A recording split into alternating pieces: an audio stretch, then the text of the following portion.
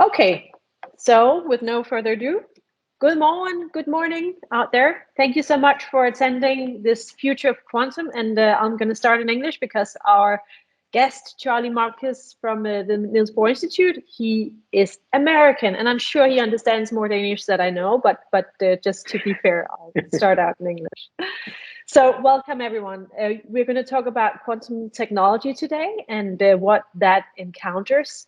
In the Danish ICT Industry Association, we co-founded the Danish quantum community 1.5 years ago. It started out with a dinner where Charlie and some thought leaders within quantum was in Copenhagen, and an indignation and frustration that Denmark was not leading in terms of ecosystem, but leading in terms of knowledge and science. So we decided to do something about that, and we started the Danish quantum community to spread the awareness that quantum technology is more than quantum computers. It is here already now, and we should be aware of the qualities and all the potential within this technology, which is an enabling technology which will affect everything. But I'll not go into that. That's why Charlie is here. We're gonna stop sharp because everyone is busy, so I'll interrupt Charlie and make sure that you get in time for your next meeting this morning. And yeah, it's going to be a dialogue, but Charlie's going to put some more words into that. But thank you so much, and enjoy, lean back, and welcome to the world of quantum technology. Thank you, Natasha. First, let me check to make sure that I'm audible. That's working okay? Good. And I have a bunch of popping up on my screen of admits and I'm going to assume, Natasha, that I do not need to respond to those, that somebody else is doing the clicking of that. Is that true? Just to make sure that I'm not responsible for the admit. Don't worry about that. We're going to take care of that. Thank you. Then let me share my screen and begin the presentation. One thing that I would like to say before I share my screen is that for you and for me, it's more interesting and fun if you interrupt with questions. So I'm going to share my screen completely, so I'm not going to see your hands going up. Now, someone I suppose could see your hand, but it would be much easier for me, and I think more like real life, if you just unmuted yourself and said, "I have a question," just like that. And that, I think, with that permission, will be a perfectly socially acceptable way to do it. Just shout out, "I have a question," or whatever the words come to mind are, and we'll go from there. Also, I'd like to say that it's always a question of who I'm talking to and what the right level is. And my idea is that this is a group of people who are pretty technically sophisticated, but probably not quantum technologists. And so somewhere between not quite the general public, but also not quite my colleagues down the hall.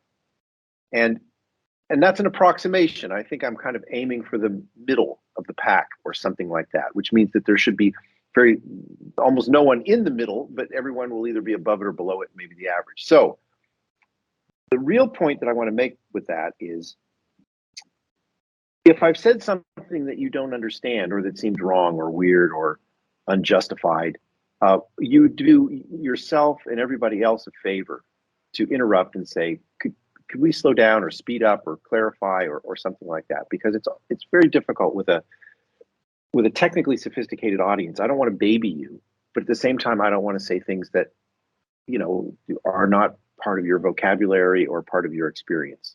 So maybe we can just share the responsibility for helping me get it right as we go through the hour. Okay, and I'm gonna check to make sure that the sound is working right by just reading one name off the list. The first name next to Natasha is looks like Mads Fredrickson. You're right in the middle of my screen, Mads. Can I check if your microphone works? Hi, Charles. Good to see you. Nice to see you. Okay, good. Nice so everything's working fine. Now, with that icebreaker, I'm going to go to the share screen and begin. Please tell me, any one of you, if you can see the screen now and if that's looking okay. Yes. Great. Okay.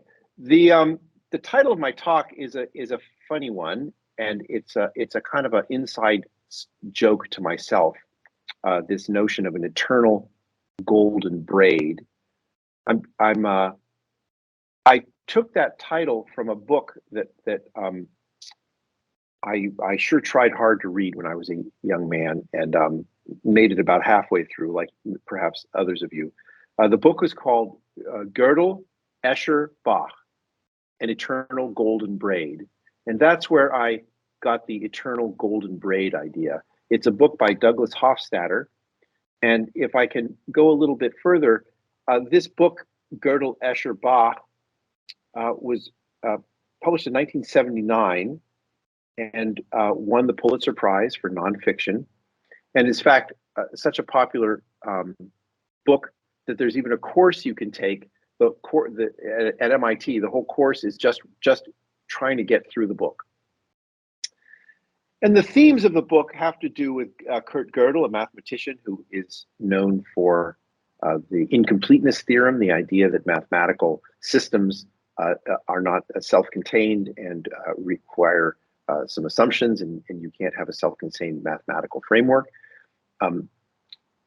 Maurice Escher, who many of you know his art, and I'll be using it as a guiding theme for this talk, and Johann Sebastian Bach, whose music frequently involves recursions, cycles, patterns inside of patterns, and that was the underlying theme of this book. For those of you who are curious, it's now, since 1979, it's I don't know what printing it's in right now, but it's still widely available. The eternal golden braid, you'll notice, is part of the many inside jokes of the book, with the letters E, G, and B of eternal golden braid, reflecting the names Gödel, Escher, and Bach. And the cover of the book had this beautiful wood carving that, if you can look at the wood carving for a second, you'll see that depending on the orientation of the wood carving, as you shine light either through or down or across the wood carving, the letters E, G, and B keep coming up again. And that was part of Hofstadter's personality of recursion, cycles, and patterns recurring in this book. And the reason I picked the eternal golden braid is because I would like to talk today about what I'll call the quantum eternal golden braid. And that is the weaving together of three themes that I would like to propose a very distinct model of how to think about quantum technology. And in keeping with Hofstadter's sense of humor, the three threads that I'll weave together correspond to government, education, and business. So my GEB are the three elements that I think are key to understanding what I perceive as the future of quantum technology. And I say here on this slide, quantum technology must be considered a braid of government, education, and business that's eternally renewing and recursive, not driven toward a destination. So I have a real theme here, and I'm making a pretty bold statement that I'll try to defend as the talk goes on. Now, I know some of you are not quantum physicists in the audience, and so while I can't really do justice to the idea of the foundational principles of quantum mechanics, I can at least say, and I'll say remind you, although I recognize that I'm not really reminding some of you, I'm telling you things for the first time, that quantum physics is a somewhat counterintuitive, but utterly experimentally validated theory that describes the classical world or describes the physical world as allowing all possibilities to coexist together, and that until a measurement process occurs in which one of the distinct states of a system is measured, that all of those states simultaneously coexist. Now, in this particular form of writing it as a bit, I'm doing myself two favors. I'm writing the simplest thing I can in which there's a multiplicity of states. Two is the smallest quantity, bigger than one. And by writing down something in two states, I make the concept much simpler. For instance, if I said, I don't know where a particle is located until its position is measured. Well, position now becomes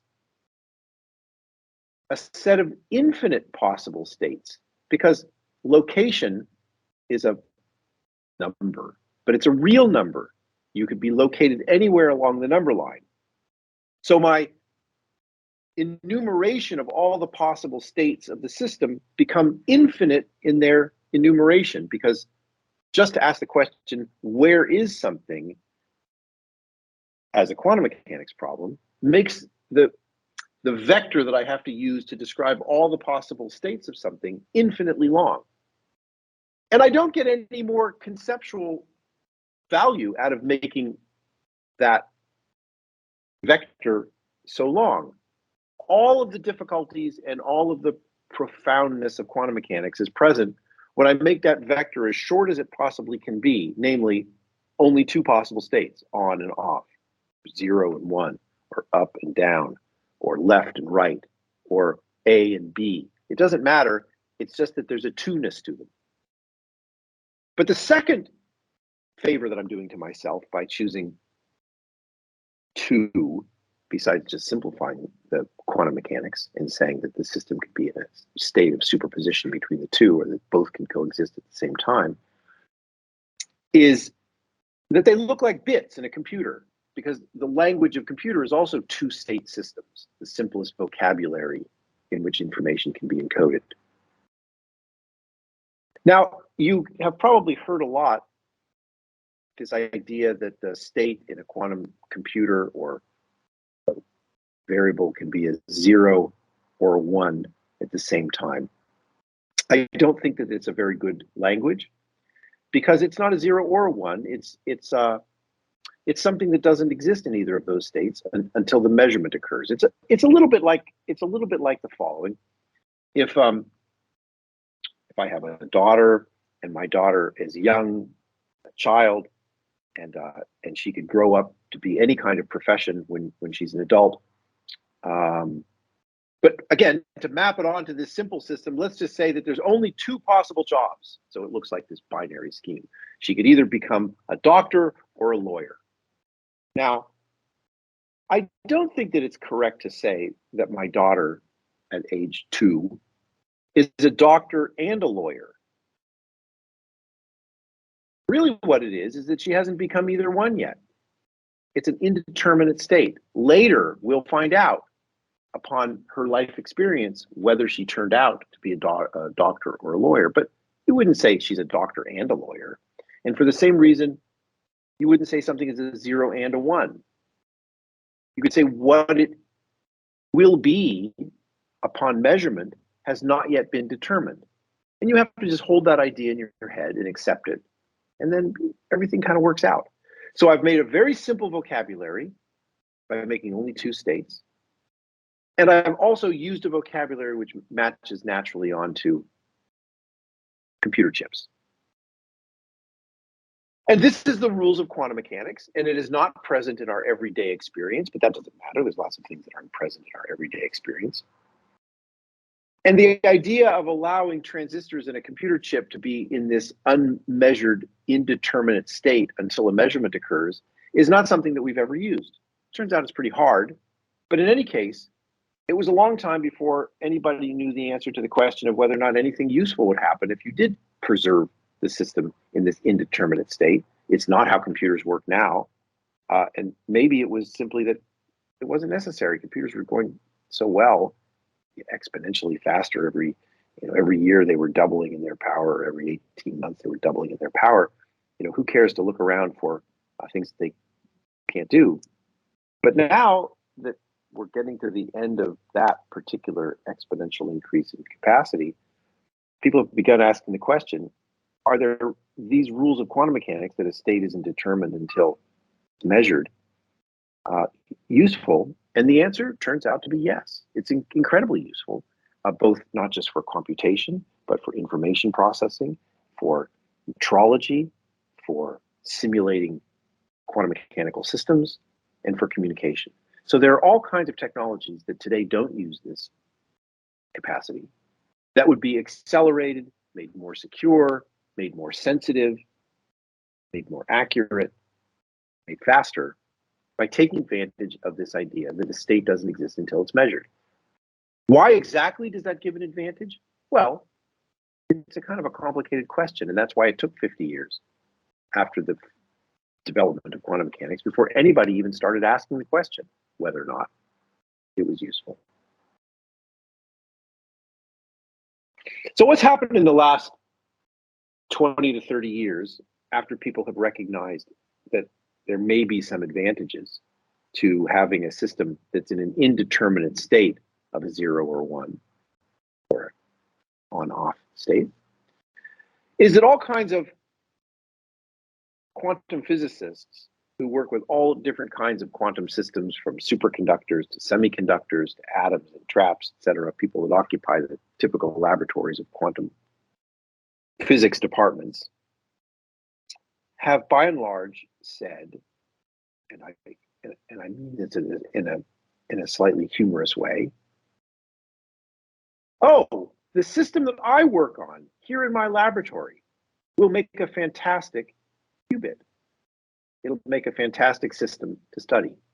That was the first generation of quantum technologists. They were people who were already working on that system for unrelated reasons, because that was what they happened to be doing in their laboratory. And they said, you know, I can take my technology, whether it happens at low temperatures or whether it happens using superconductors that have no electrical resistance, or whether or not it's holding atoms and traps, and I can start making bits out of my systems. And for the most part, most of the technology that has evolved today has grown out of laboratories that were working on precisely the same technologies that they're working on now before the invention of quantum computing. There are a couple of exceptions, my own work included, in which it didn't go that way, but we had to start working on something that looked like it was fruitful for making one of these quantum bits, and we had to learn a new technology that was not the work that we've been doing for a long time. But each of these different possibilities in which you have the ability to not measure accidentally a system, but at the same time control it, are currently competing technologies for what will make good quantum computers. But I want to emphasize, and I want to remind everybody here, that that's not the way we got to the set of technologies that are currently the favorites, which I've enumerated on this slide: ions, superconductors, and the angular momentum intrinsic to an electron in a small confined capacitor. The way we got here was these were already research fields that existed when quantum computing emerged, and they were modified without much change in many cases. They were modified to become qubits when that became a fashionable research direction. Does anybody have any questions at this point? I want to make people feel comfortable interrupting and asking. If everyone's okay and I'm going okay, then that's fine. But if I've said anything that makes you want to chime in, please do.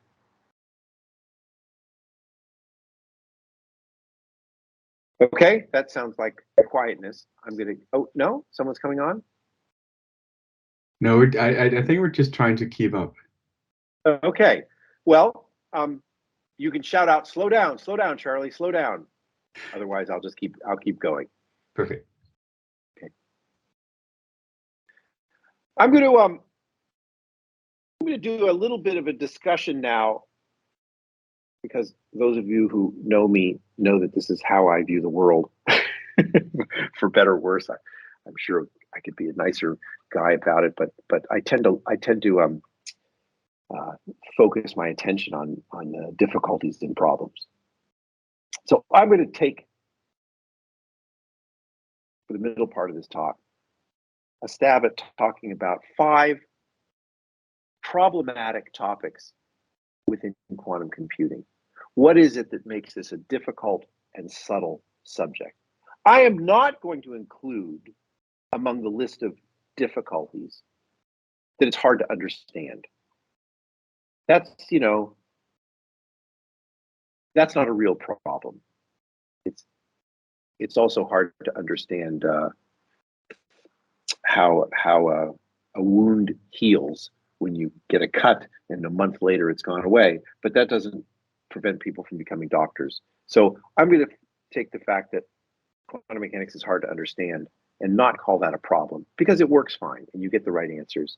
And to a large extent, you can ignore the fact that it's unintuitive and that it's hard to picture and that it gives you a little bit of a headache when you try to think about what it means for something to have a state something doesn't have a state until it's measured.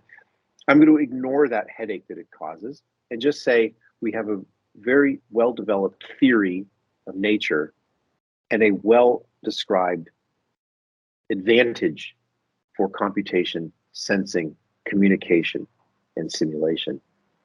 And now we got to build these systems. So the problems that I want to talk about are real, not problems of human mind. Here's the first one. What is quantum? Quantum mechanics describes all physical processes that we know of. There is no such thing in this world as not quantum. Even the motion of stars, even the workings of cells in your body is all described by quantum mechanics. And even matter itself would not be stable without quantum mechanics. So isn't everything a quantum computer? Isn't everything a quantum sensor? Yes, it is. In fact, there's a whole branch of quantum technology called quantum random number generators. You can even buy whole books called How to Build a Quantum Random Number Generator. And my first example is I'd like to show you a quantum random number generator here in this picture. That's right. If you drop a ball and let it bounce through all of these maze of metal pegs, you won't be able to predict where the ball lands. And you might want to ask yourself the question, could I, in principle, predict where a ball will land, which chute it will go down to? This is an interesting question. Let's say I have all the accuracy in the world, and I'm going to position the ball so that it bounces through all of these pegs.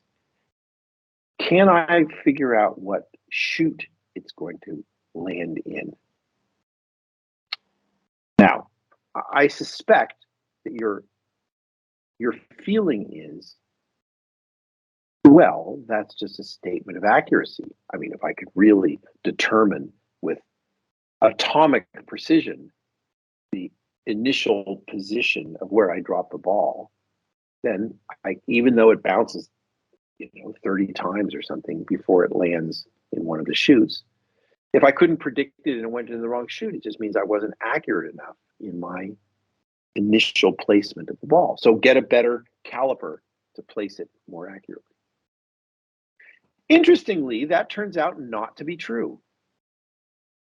The fundamental uncertainty, the so-called Heisenberg uncertainty principle, developed by Heisenberg when he was working with Bohr here in Copenhagen, says that there's a maximum accuracy with which you can place a ball.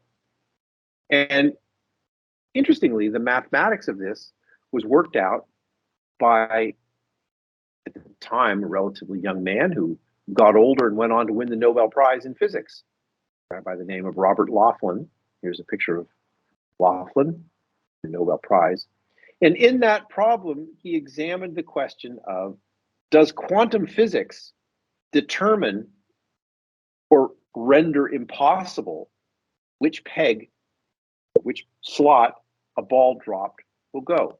This is the picture directly from the original paper. And in that paper, he calculates how many hits the ball will need to go before Heisenberg's uncertainty principle makes it impossible to predict which chute it will land in.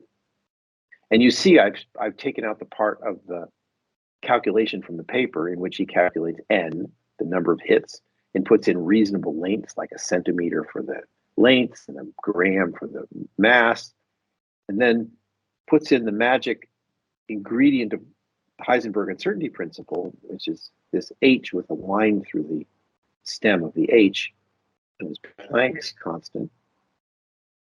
And he gets a number, and the number is about 40, and because it bounces back and forth and up and down, that's about 6 rows of one of these machines, which means that the machine that I showed you on the previous page is, in fact, a quantum random number generator.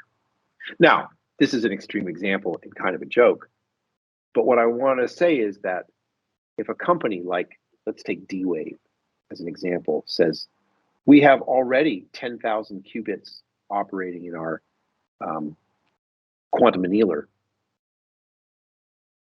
well, nobody can say to them, well, that's not quantum, because they perfectly could argue everything's quantum.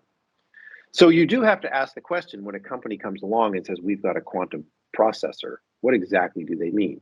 Because just to remember, that thing made out of wood is a quantum random number generator. Problem number 2 is the question, when will we have a quantum computer? And I'm again using as a reference point one of the pictures of Maurice Escher. You probably know these pictures. And this idea of the never-ending staircase, always going up, well, for the other guy, it's always going down, is more like how this technology evolves. There isn't some moment when the men walking up the stairs or down the stairs will pass through a door and all of a sudden they will have arrived at a quantum computer. That's just not the way it is. What I'd like to draw as a consequence of that is that the normal process of technology development, in which one goes from a low technology readiness level to a high technology level, in which usually at low technology readiness levels, one needs government subsidy for the development, or it is best done in an educational environment. And then once one crosses over to a sufficiently high technology readiness level, a business can emerge, and that then technology is mature and it becomes a market. That is, in my view, not appropriate for quantum technology. And that idea has to be replaced with a braiding of investment from government, support from educational institutions for cutting-edge research and workforce development, and business that has to be part of this evolution. So this slide captures the political message of my presentation, which is that the traditional handoff between government and education to business as technology readiness level goes from low to high must be replaced with something more subtle, namely an eternal golden braid of government, education, and business. Charlie, may I ask you a question? Sure, of course. I can't see you, which is a little bit rude, but I don't. So forgive me. That's fair. You can hear me. Yeah. I can hear you. So IBM just announced that they have 137 logical qubits, which is humongous, right? And in a few years they're going to have 1,000. Could you talk a little bit about the competitive stage? And what I'm blown away about is that when we talk about the possibilities of artificial intelligence and data and machine learning, that is nothing compared to the powers we're going to get with quantum computing. So could you put that in perspective, that when we get these many qubits, whether it's 137 or 1,000, what does that mean to our world? Good. I will get there. I want to say one thing about the number 137. Do you know that that's a magic number? No. 137. Actually, not to rain on the parade here, but it's 127. Oh, it's 127. Sorry, Jan. Sorry, 127. Well, I could hear that was Jan. I'm sorry to hear that, because 137 is a much more interesting number than 127. But 137. Sorry again, is, I'm sorry to disappoint. Yeah, that's okay. Well, yes, I will make some comments on what these things will be good for, and I'll give a couple of worked examples as I go on. If you wait just a couple of minutes, I'll be ready for those examples. So there's your 100 qubit barrier with 127. That happened to be my next slide, and it says that there is massive progress going on, and that I want to recognize that there's some interesting alternative models of how a technology is evolving, simultaneously developing in our world. Namely, this technology is being developed, this particular example of a technology is being developed inside of a company, which means that if you would like to say, oh, that's interesting, can I see what's inside of that chip? The answer will be no, you cannot. So we've now left the realm of science and we've entered the world of technology and business, because a scientist would have to reveal all the details, what's going on inside of that chip. And really what IBM is gunning for is applications and the selling of those applications. So what exactly you can do with 127 qubits depends a little bit on their architecture, who's connected to who, what the layout looks like, and how well they all work, what their coherence times are. And a lot of that stuff is not public. And so exactly what you can do with it and how close it is to quantum error correction is not known. And I'll now say a little bit about if it were something or something else, etc. I want to If I may, much of that information is available through the quantum experience. You can actually view coherence times and topologies and stuff on each of the systems that we have online, including the 127 qubit. Okay, good. So I guess what I would say would be what you can do with it. I think is okay. What I'm going to say, or my punchline for this thing, is a research problem. It would not be appropriate for me, and I think maybe if you're speaking for IBM, that's great, to say what one can do with 127 qubits of a certain fidelity with a certain topology, meaning a certain connection between them, is, I think, still a research frontier problem. That is, if you go to the quantum experience, it doesn't come with a list of all the problems you can solve with that machine. That's still an open question as far as I know, and I think it's probably correct, but I'm curious to hear, if you're from IBM, whether you agree with that statement, that what, for a given fidelity, for a given, let's say, quantum volume, if that's the metric that you prefer, what you can do with a certain quantum volume is, I think, not known. Do you agree with that? Oh, I completely agree. We're still exploring. Natasha, if that was Natasha who asked that question, I would say that's a frontier research question. It is. Yeah. Okay, good. But thank you for clarifying that about the information being available. That's good to know, and it's informative to me. I want to contrast it with a slightly different model, which was a hybrid between an academic activity and a corporate activity. This is something in which it moved in many ways. This is a little bit like, I guess if for lack of a better name, I would call it the Stanford model, in which a lot of laboratories, professors with labs will then spin out a company that moves up the street and hangs a shingle and starts the company with a lot of the workforce that came out of a particular laboratory. In the case of the Microsoft activity, that laboratory was mine, and the activity is now taking place in Lungu at this quantum materials laboratory up the road. And whereas for the last several years, the activity was embedded in the research lab itself, this is one in which, a little different from the IBM model, where it's been for years and years in Yorktown and in a corporate environment. This one started off, and I'll just give it the name. I'll call it more like the Stanford model, where it started off in someone's research lab, which by coincidence happened to have been mine, and then moved with many of the researchers having graduated from the research lab into a space which is still a secure, confidential corporate space, but grew out of a academic world and is now into the corporate world. There are other examples, and I'll just give a couple of them, of this eternal golden braid idea.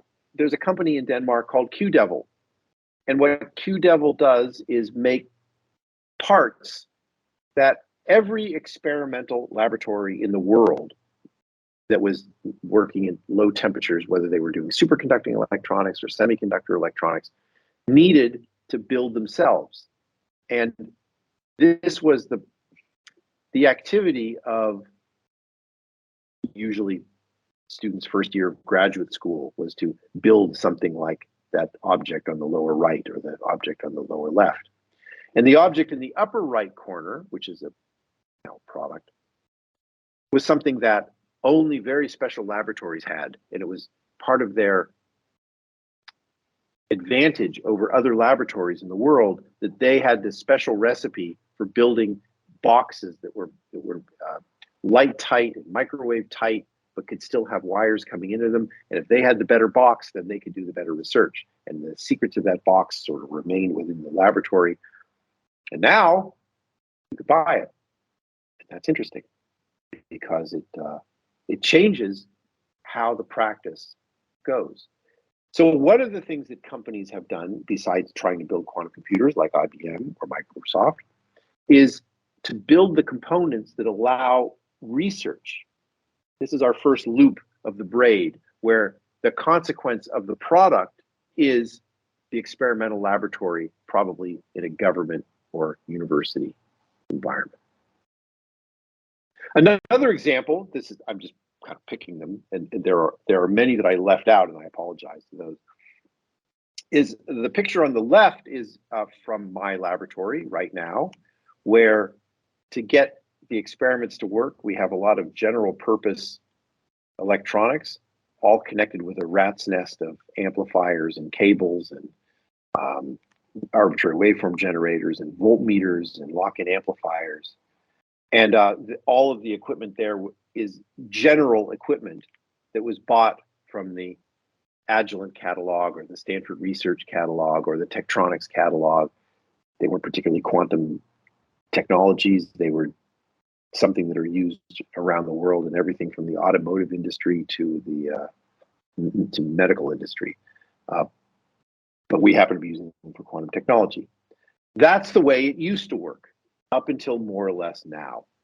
And what's happening now is, just like these little boxes that Q-Devil sells, you can go to a company, and I just picked this one off the internet again to take a case, where a lot of the technology is inside the box already. This is a box that's designed for running qubits. So again, the startup expertise and the startup cost and the difficulty of entry into the research area has gone down.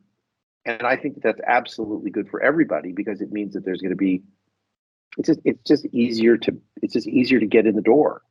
And this will have a multiplicative effect on the rate of increase of progress as students don't spend a couple of years. Well, you could even say it's a sort of a hit to their education if you say that they really learn a lot by hooking up all these wires and hooking up all these amplifiers and studying all the amplifiers. And you say that the kid in the laboratory who gets that box on the right, wow, think of all the things that he or she is not going to learn.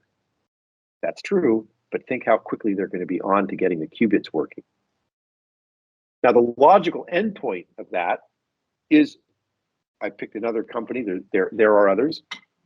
I picked this one that happens to be out of the Netherlands called Quantware, where now you can just call them up and buy your qubits. So the whole idea that you spend your first couple of years of your postdoctoral training or your years in a laboratory learning to fabricate in the clean room to make your devices that you can then study, well, that's going away. And now you call up this Quantware company and you say, I'd like 25 qubits, please. And then you hook them up to this box, you connect them to this box, and you're up and running. So this kind of transformation where you can literally buy the qubits, buy the electronics, buy the control hardware, and there's similar companies that are developing.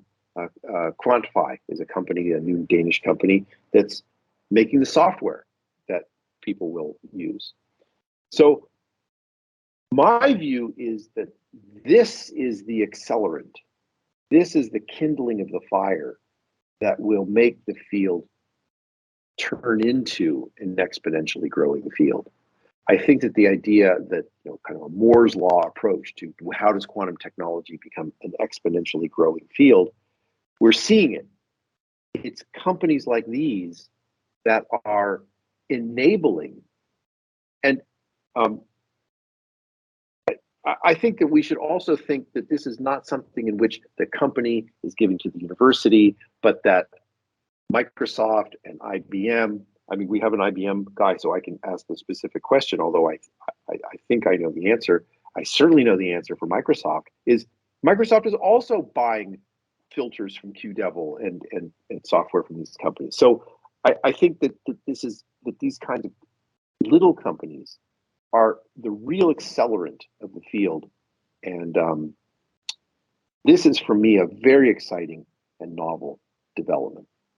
Charlie, if I may interrupt again and ask a question. So we have around 10 minutes left before we need to summarize. And I think with the topic of being the future of quantum technology and what the implications are for the business people watching today, maybe we should open the floor to a bit more about that discussion on how this affects us in the short, mid, and long term, because you spoke a little bit about sensors and communication and quantum computers, which are the three elements of the quantum technology. And some of these technologies are closer than others. So I would like to just maybe put that out and talk about what are we going to see soon? What are we going to see forward? Yep. Yeah, let me move forward and address that directly. I'm going to just go straight to that right now. So I skipped a little bit there, and if I can, I'll address your question. So I'm going to say it in my slightly snarky language, but I think that I'll get to it right now. And what I want to say is that I'm still listing it among these problematic topics, but it is the question that you asked, which is what are the key applications of quantum technology? And I know that you would like me to tell a story right now in the form of, here's how we're going to solve climate change. Here's how we're going to cure cancer. Here's how we're going to feed the starving. Here's how we're going to provide security. But I'm not going to do that. Would be great. Oh, damn. I'm not going to do it. I'm sorry. And the reason I'm not going to do it is because this is not how quantum technology works. Quantum technology is, you can solve certain problems now. And then we have to figure out whether those have applications. You don't get to start with the idea of, I want to solve climate change, I want to cure cancer, I want to feed starving people by making fertilizer, etc. Instead, I have to recognize it is a research question, and we do not know the answer for what exactly you can do or compute. These lists above, and I have a 50-minute talk on each one of these, how quantum computing addresses climate change. I'll give you an example in 1 minute, etc.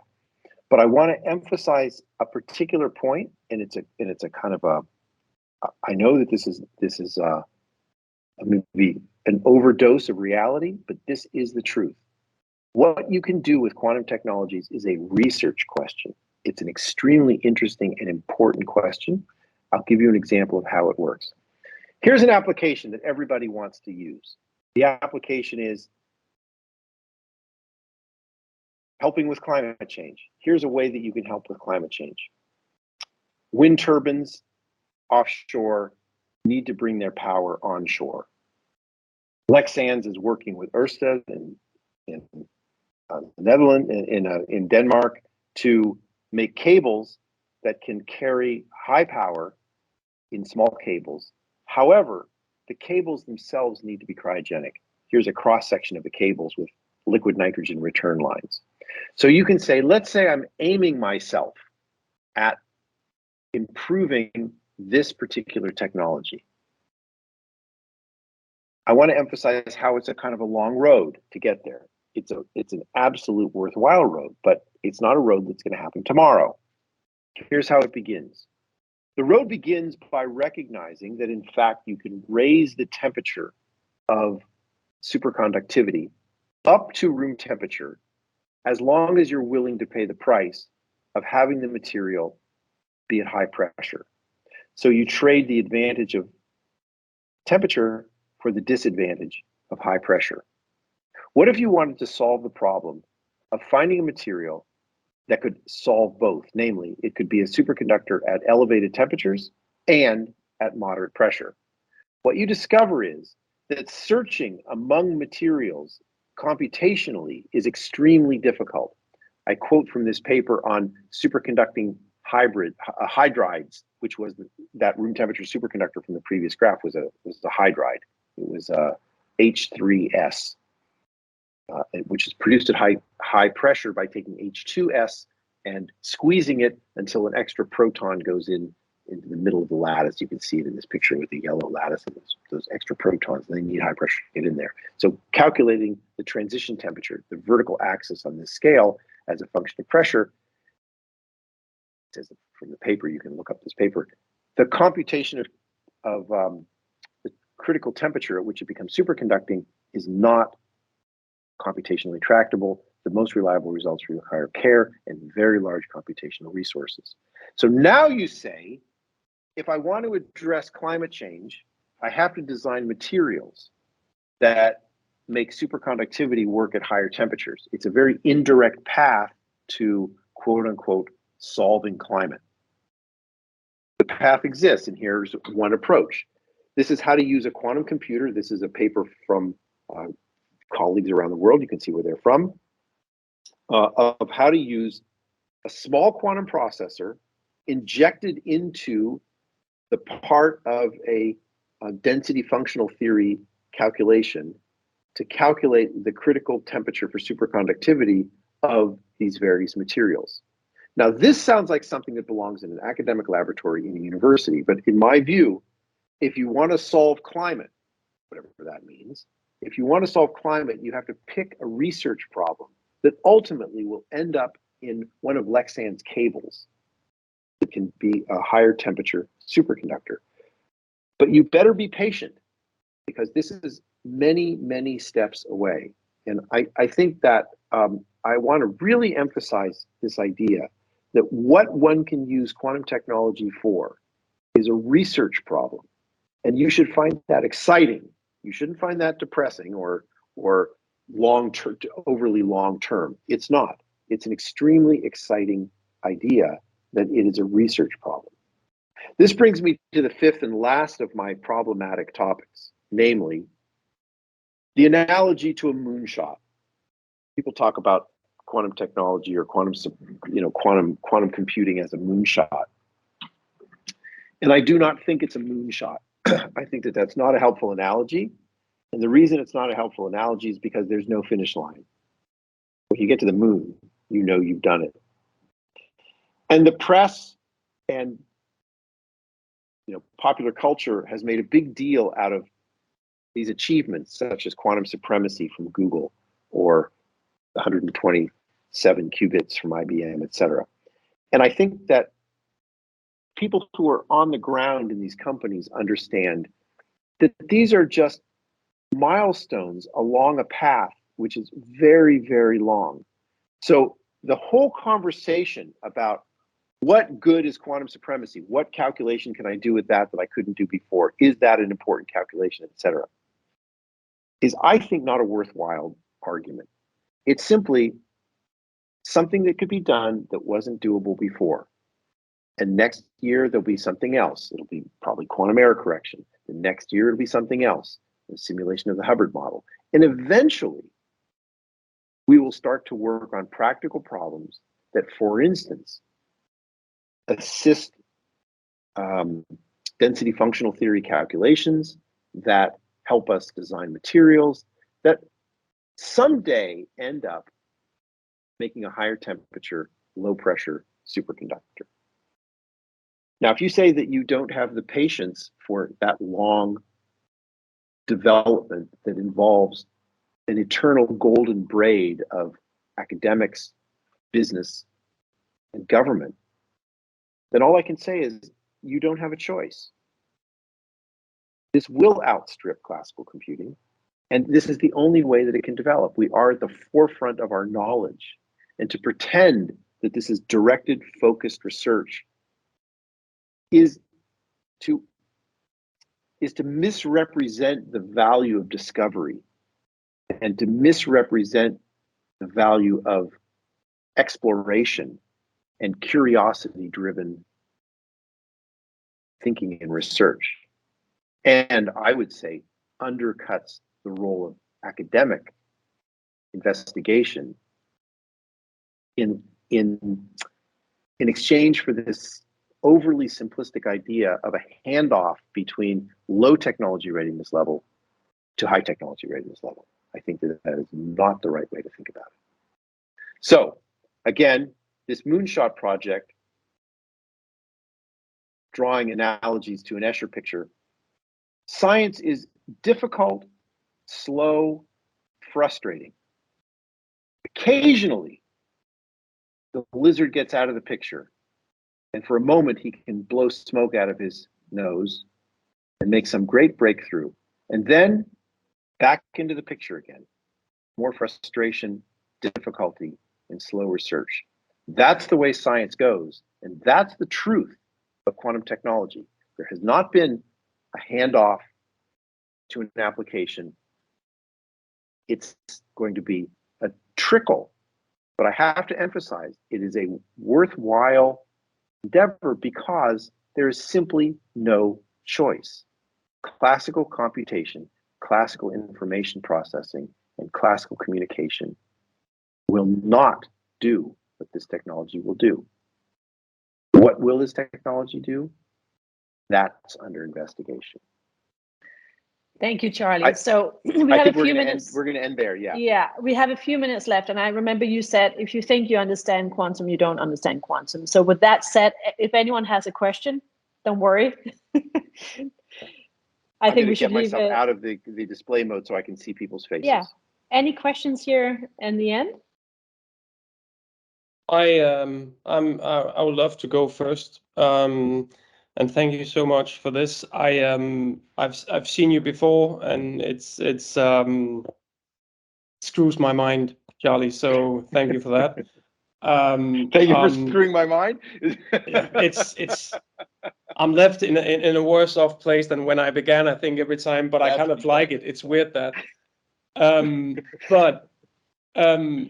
But I'm interested perhaps in I like, the last notes that we can't direct the science towards a specific end goal at this point in time. We're simply not there.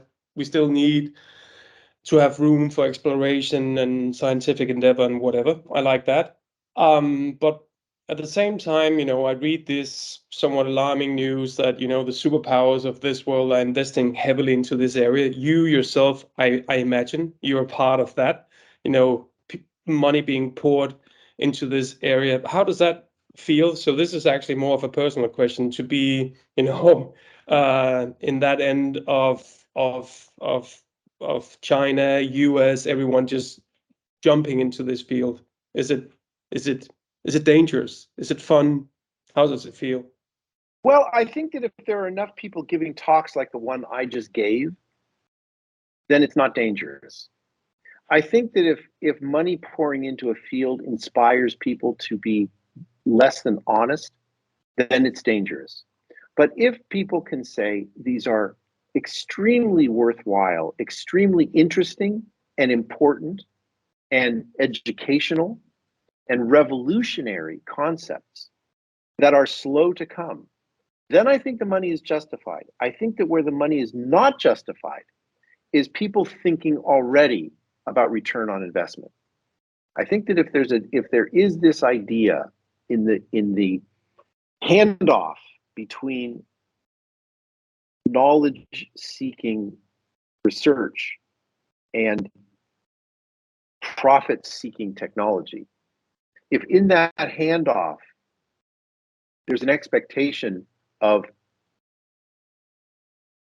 prediction and shortening the time scale and making claims that you're not really sure about and giving up the one thing that scientists hold sacred, which is those three magic words, I don't know,